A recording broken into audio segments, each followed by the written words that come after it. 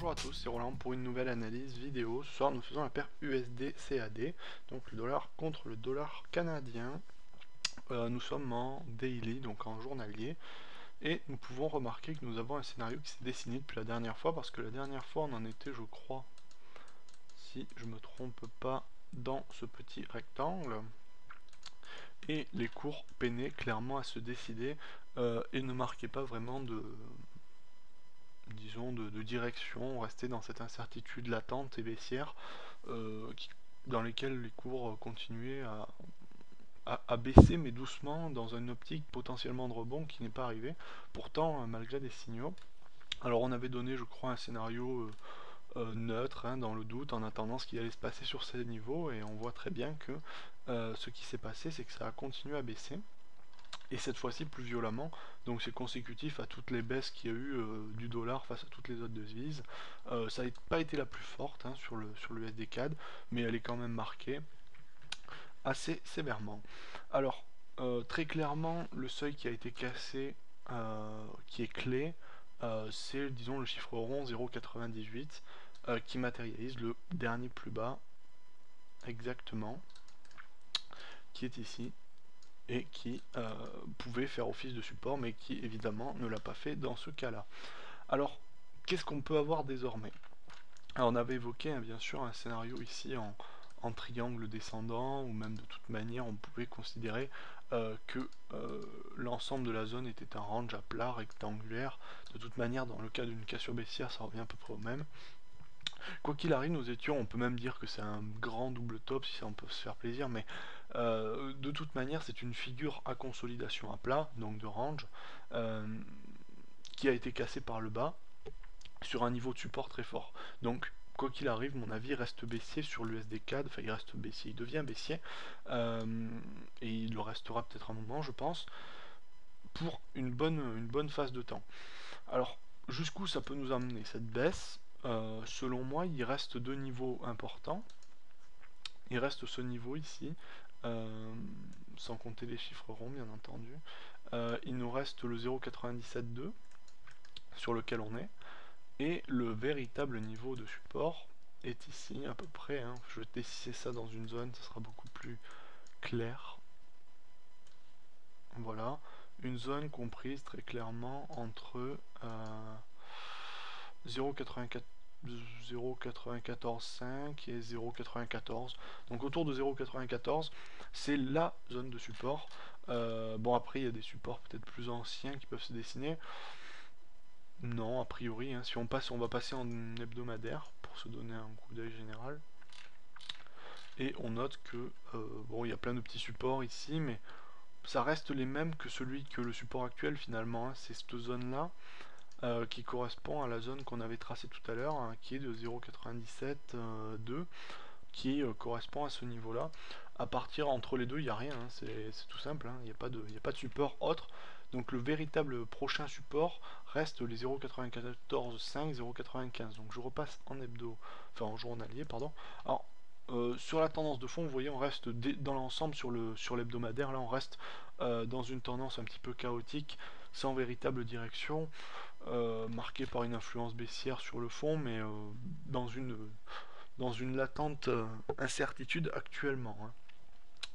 Donc on repasse en journalier. Alors quel est le scénario pour moi qui se dessine le plus clairement?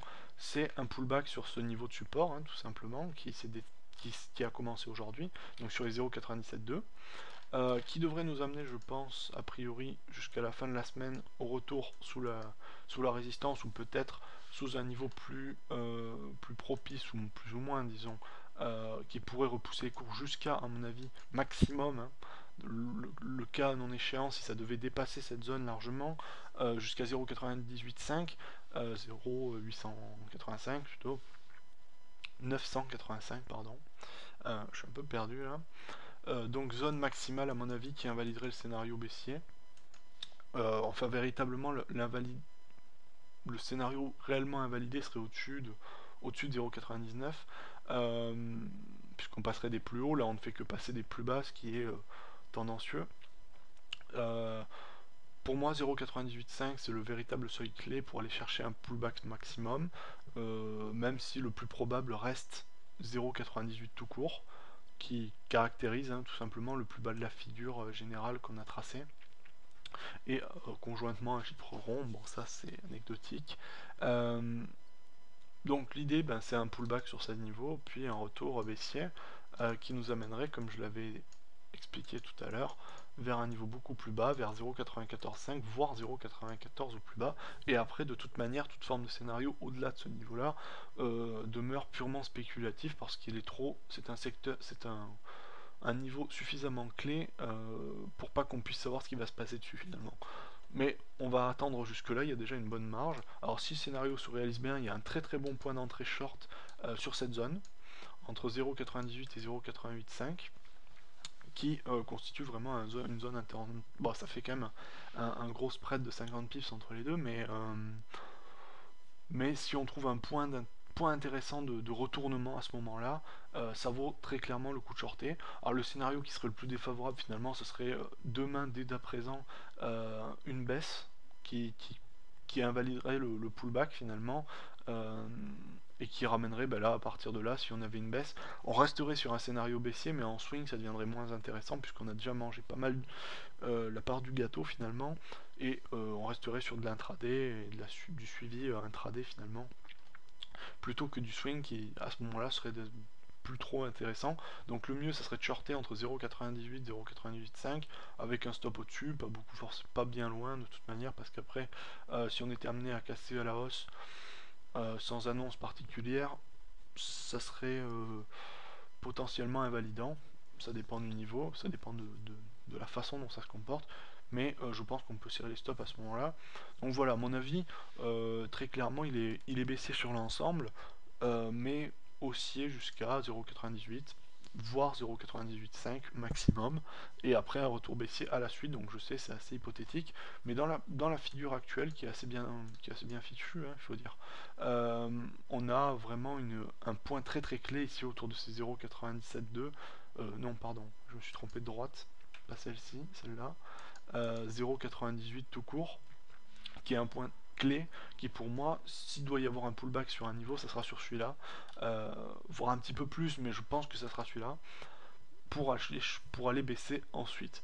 En tout cas, je pense pas qu'un scénario haussier ici sur ce support soit valable, dans la mesure où on a vraiment cassé un niveau de support important et que celui-ci est beaucoup moins fort, et donc en l'occurrence si les baissiers poussent à la baisse sur un support plus fort et s'arrêtent sur un support plus faible, ça serait assez incohérent. Donc je pense que ce support va être cassé jusqu'à 0,945 par là, 0,94, qui là sera un support très très puissant qui pourrait propulser les cours à la hausse pour le coup, mais là sur celui-là je ne pense pas. Voilà, donc pour résumer, avis baissier en attente d'un pullback sur la fin de semaine, tout simplement sur les 2 derniers jours, et reprise baissière pour la semaine prochaine, l'espoir d'un beau scénario baissier. Voilà, j'espère que cette vidéo vous aura plu et je vous dis à la prochaine.